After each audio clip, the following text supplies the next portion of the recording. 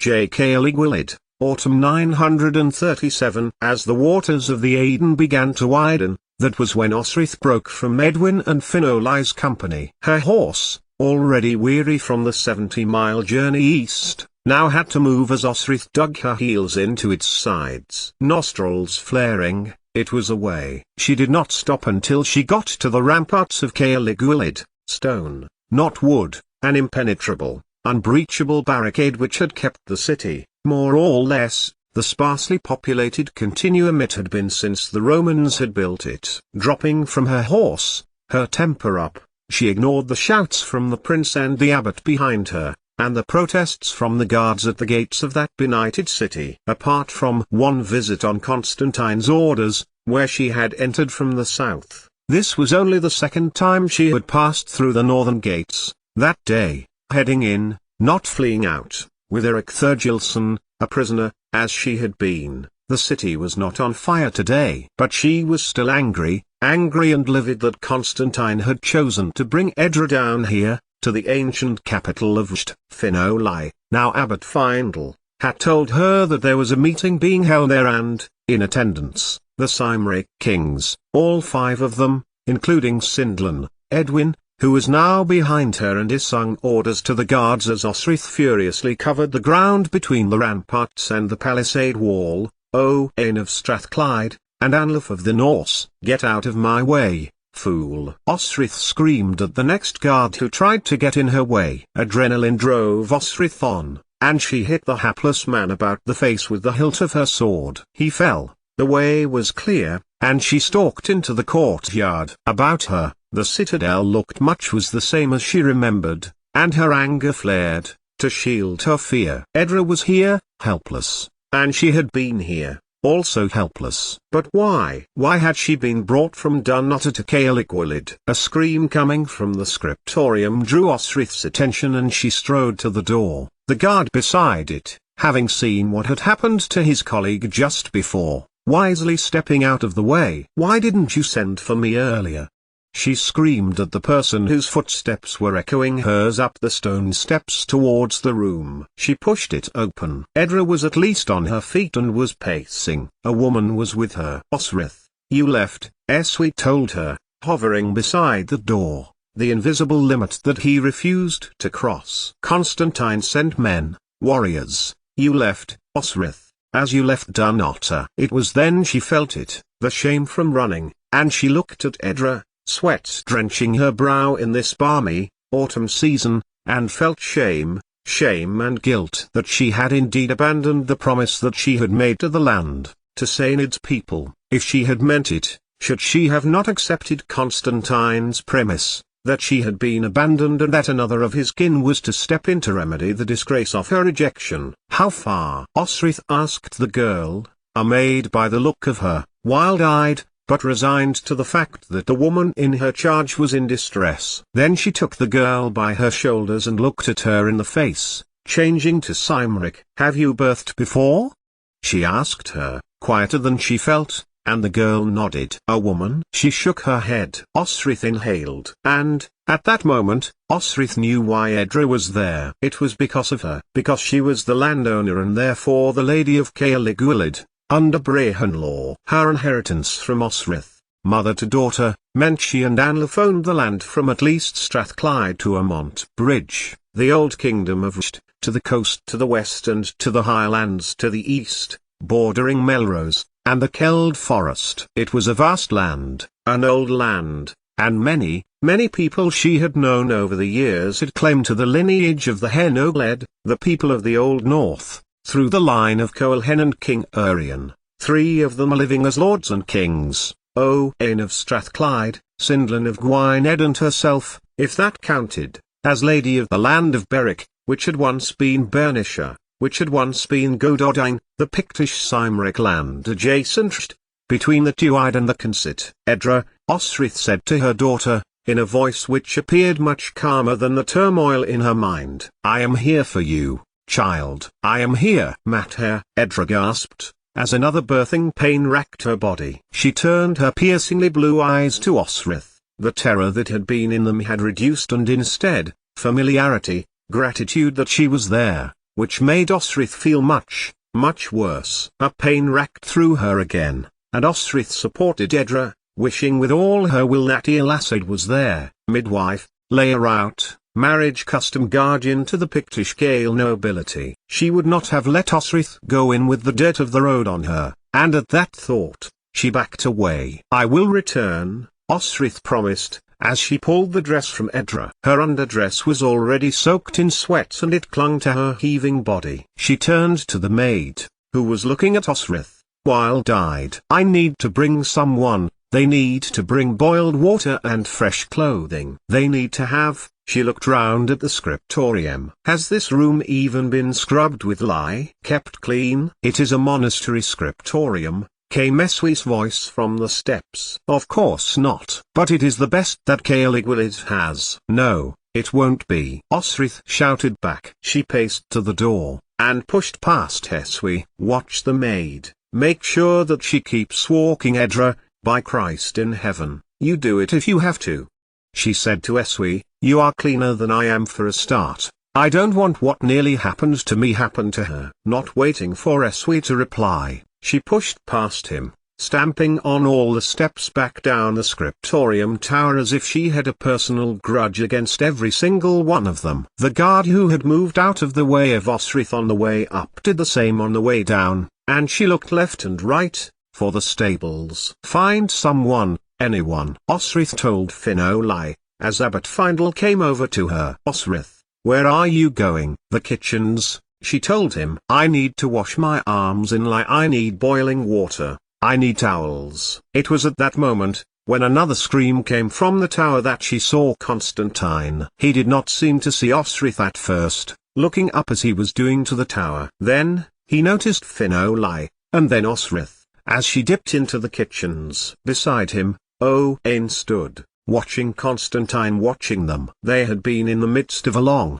protracted discussion. Owain made a mental note to thank Osrith when he next saw her for giving them a break. If Edra lived, he thought to himself, looking up to the window. He had ever liked the girl, and now, they all knew the precariousness of the political situation. Should Edra die, the land would revert back to Osrith. Anlaf would have no legal claim through his wife, and Osrith would have to make some difficult decisions should the alliance be made to hold. Inside the kitchen, the cook was preparing for the midday meal. Food was being prepared, baskets and plates were being stacked. Osrith pushed past all of that to get to the pantry. Take care, Finolai called to her, as he was in the process of stripping off her upper clothing. The cook, who was preparing food for dinner, stopped as he saw Ewari enter his kitchen, and shouted at her in Cymric to leave. Then you condemn the king's daughter to die, she told the man, getting down to her undershirt, which she ripped from her body,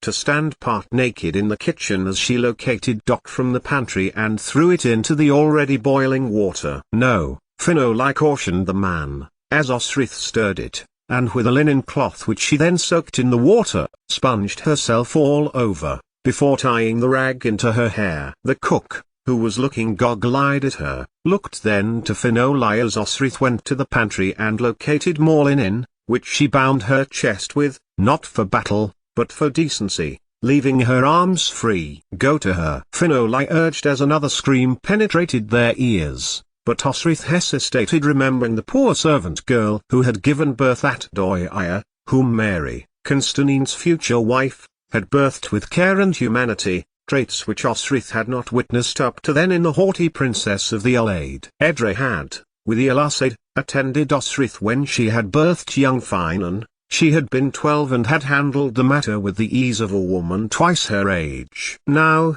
Osrith was in her position, and Edra in her mother's, and she was angry with herself for being terrified of the birth, of not being able to come through for Edra if she needed it. Osrith was not trained in midwifery, nor had ever had their will or desire to learn. If she went, if things went wrong. She was at the door of the kitchens, with the pot of water in one hand and linens in another, when another scream came, this one, to Osrith, sounding as if something was going wrong. The maid who could only be doing her best, but it was clearly not good enough. Osrith turned to Finolai. Find someone who will attend, she told her dearest friend. "We have sent Brother Eardred, he is trained in birth?" Osrith asked, sardonically. "He will pray," he told her. "Finoli!" Osrith shouted to him, thrusting her weapons into his hands. "Who do you have? Who is your best?" He shifted before her eyes. "It's me," she told him. "There's nothing you can say that will shock me." "I will bring someone," Finoli promised her, and with that, for her friend had never let her down, Osrith passed the guard on the door, who took the cooking pot from her and followed her up the stairs, pausing when he got to the uppermost door, and put the pot down. Eswi was not there. Indeed, he was not in the birthing room either. The maid, unaware that someone was at the door, was indeed doing her best, her voice low and slow, comforting even Osrith in the panic that was filling her body. Could fail to admire the girl's work, although she clearly knew nothing about birth. Neither did Osrith, though she had birthed young Finan, and rid her body of many more undeveloped children. But that was all she knew, and panic started to come to her chest again. Edra, first child, not aware of what was coming and was in considerable distress. "Has she lost her waters?" Osrith attempted, in Cymric. The girl nodded, as Osrith approached Edra. "Then we must walk her a little, to get the child moving." Edra turned her head and looked across to Osrith. "Mater!" she exclaimed, and put out a hand to steady herself as another birthing pain racked her body. "Talk to me, Colleen," she told Edra. "Tell me of normal things, of Dunota, of Selark, of young Finan." "He is ... he is not here," Edra gasped. "He ...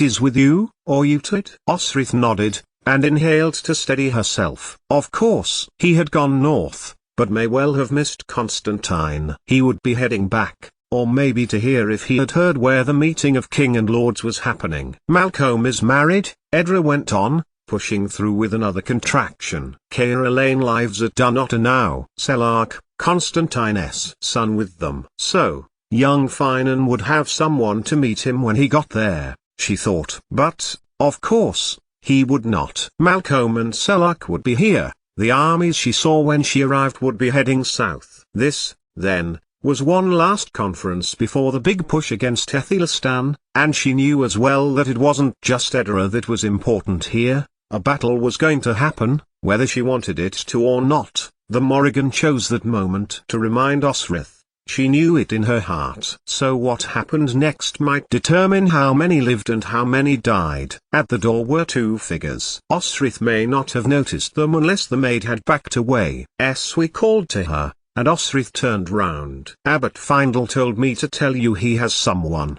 His voice was thin, nervous, and Osrith looked to him, and then to the figure beside him. The woman was clearly a heathen and took no trouble to disguise her faith, and Osrith knew immediately who that the pagan was. "Can you help, Haf?" For it was clearly the young woman Osrith remembered. Long-haired, dressed in a simple woven cloth, she looked little different to many women of her age. But there was an air about her, like Bark, like Ulla, like even Beetha, the healer from Irian, to whom Osrith had gone for herbs to help reduce her monthly bleeding, to remove a child. Haf had had a thing for Osrith, when she had first come to Caerligwylid, when she thought she was a boy. Haf had kept her fed when she had been imprisoned by Abbot True for rebelling against the agreed arranged marriage at Guthard. Haf had married a Norseman by the name of Galma, and by now, a similar age to Osrith. She must be a grandmother by now, like Osrith was about to become. And between them, Osrith refusing the urge to reel away from the blood and the pain,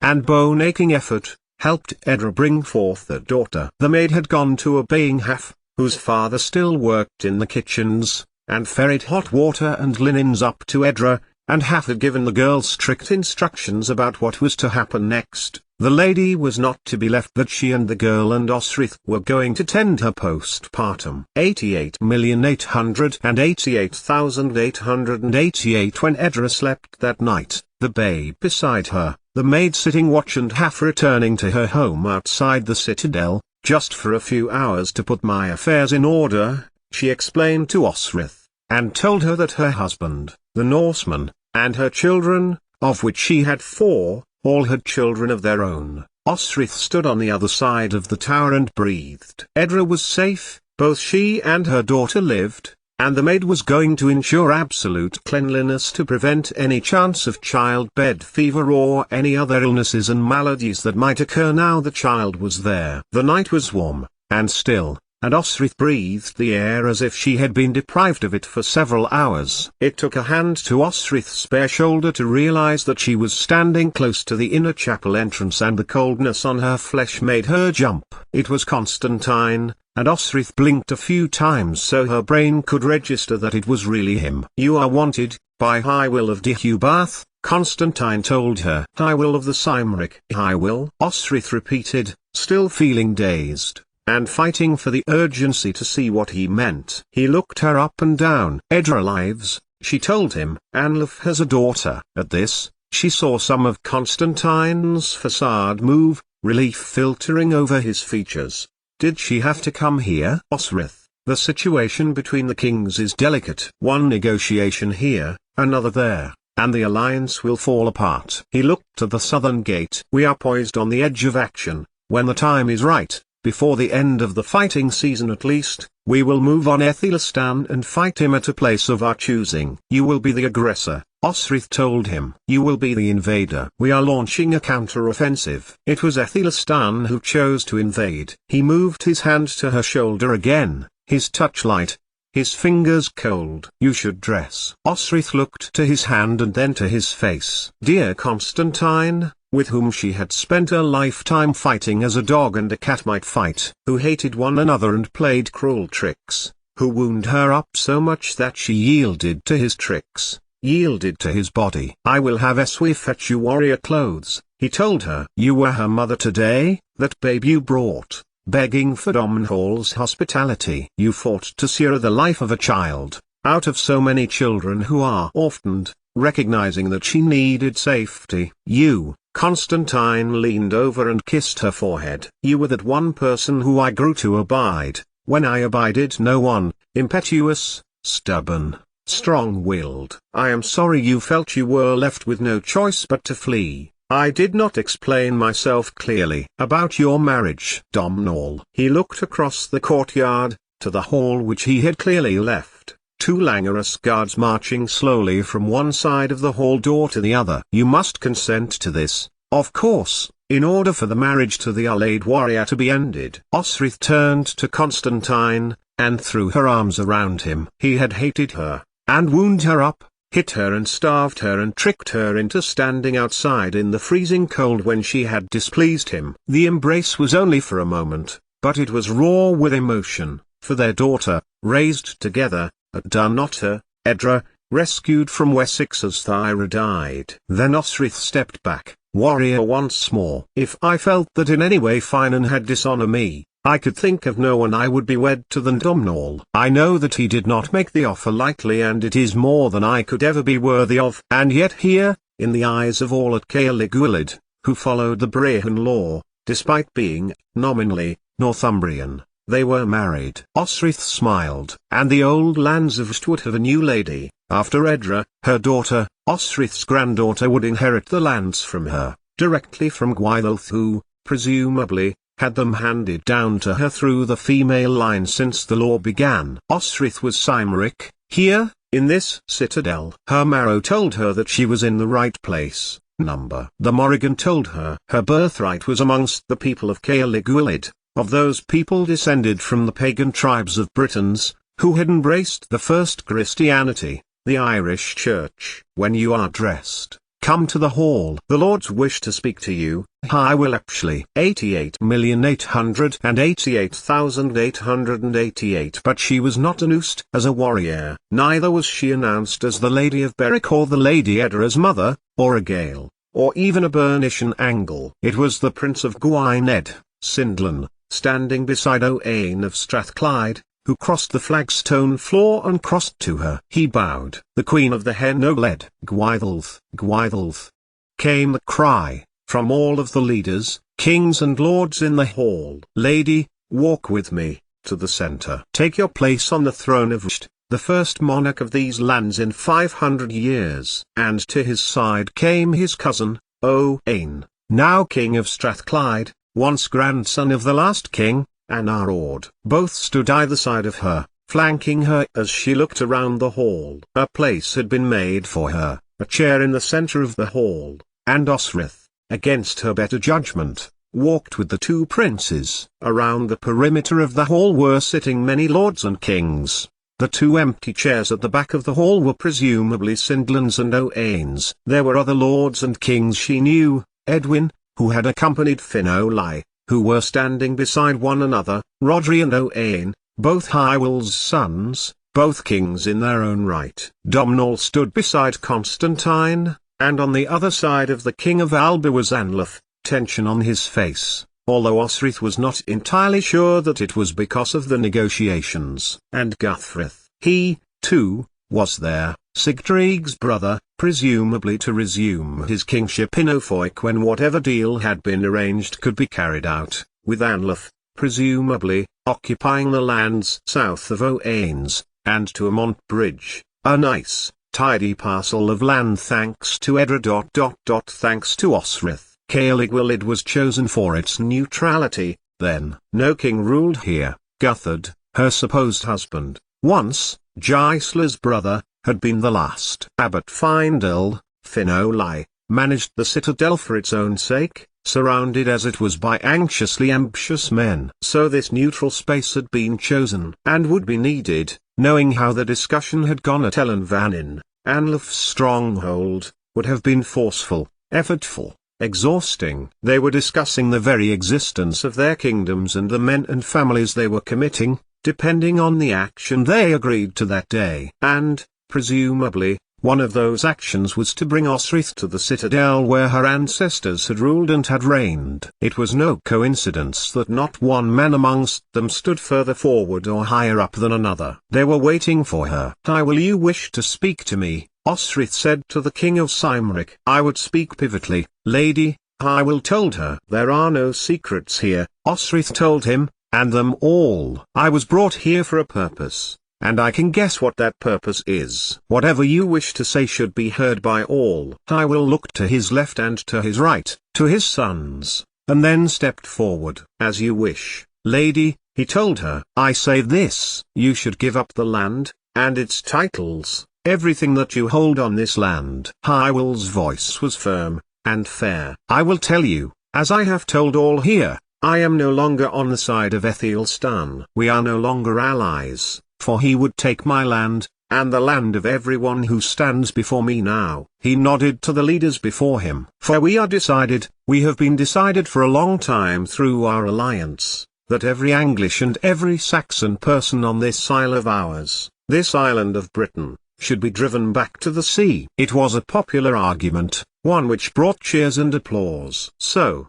Osrith thought, it was decided all that long time ago, when Edra and Anlaf married, to feign cordiality with Aethelstan, make him reveal his hand, which he did, giving time to strengthen and reinforce. Nothing short of genocide was now good enough. "Then, I can assure you, King Hywel," Osrith replied, making sure that everyone in the hall heard her, "that I understood my queenship to be an honorary position. My land is Edra's, my daughter's, and, now she has a daughter of her own, in time, it will be hers. Yet," she added, still standing before the throne and not taking it, for she would never sit and claim it before anyone, "I do have claim of the queenship of Caerlygwylid. This land abides Brehon law, and abided it before Saxons imposed their own kings borrowed from Ofoik. It is under this system that I was made to be the queen of Cumbraland and Halligwafikland. If such places exist, I reject this title, for it was forced upon me. It was such recorded in the monastic records that I was lawfully married to King Guthred,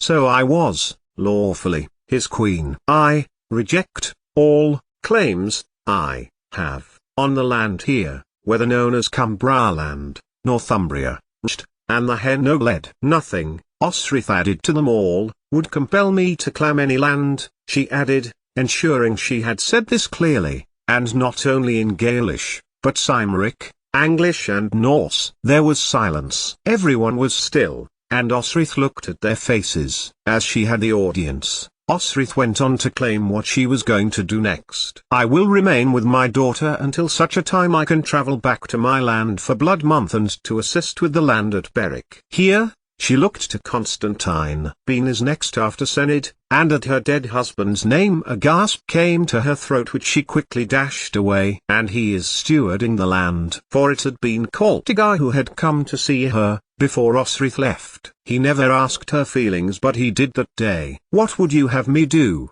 He had asked Osrith. These are your people. I am meant to lead you but I am no Pict, she told him, and when he had asked what she intended to do when she finally found young Finan, told him, fight, if he would fight. But I will try to make him see that he should not. Osrith had paced before her land manager. Too many men will die when Aethelstan and his allies meet Constantine and his. I am going for myself, Coltigar, Osrith had added, who is next to rule here after me. After Senid, Bean, and it turned out Bean was Senid's great-nephew, grandson of Senid's brother. And, ceremonially, Coltigar had helped her dress for battle. Her mail was Anglish as her father, her undershirt linen, Cymric, hair no-lead, her mother. She was Gaelish, King Domhnall had declared her so and she had won a victory. Winning acclaim in the eyes of Eric Thurgilson had earned her the Norse title of Kriegik Vind, her jewel, although little Olenna had it now and she was West Saxon due to her service with Odda, Merson too,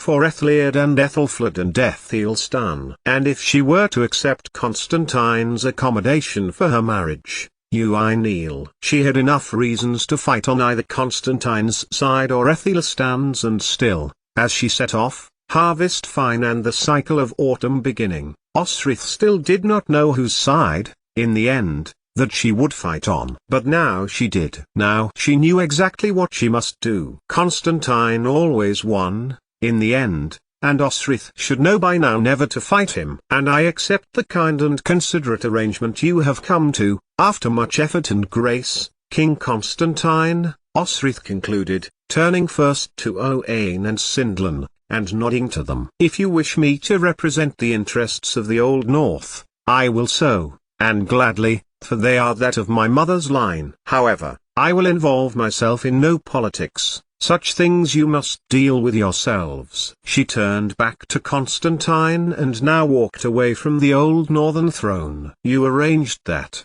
through the rejection of the marriage you approved for me nearly 20 years before by my husband, Finan, in the service of my brother, Eutard of Bibbenberg, for my reputation to be restored. She then rested her eyes on Domhnall. Prince Domhnall, of the Northern Irian, Lord of Doir and Armadka, Kells and Tara, you so gracefully chose to put aside your titles to save me from shame. I come to tell you, Osrith paused for a moment, the light in her mind that she kept lit for Finan closing with a prayer that he would forgive her, that I accept all that I am I give to you, that I would be sheltered by you, as your dower wife, under the ancient Brehon laws. Osrith did not register the applause, the cheering, the approval of the lords there. She would ask Constantine that there be no ceremony, not in Caoligwalid, nor anywhere else, just that what he had agreed in fact at Dunnottar 3 years before came to pass. Constantine asked her just then to confirm what she said,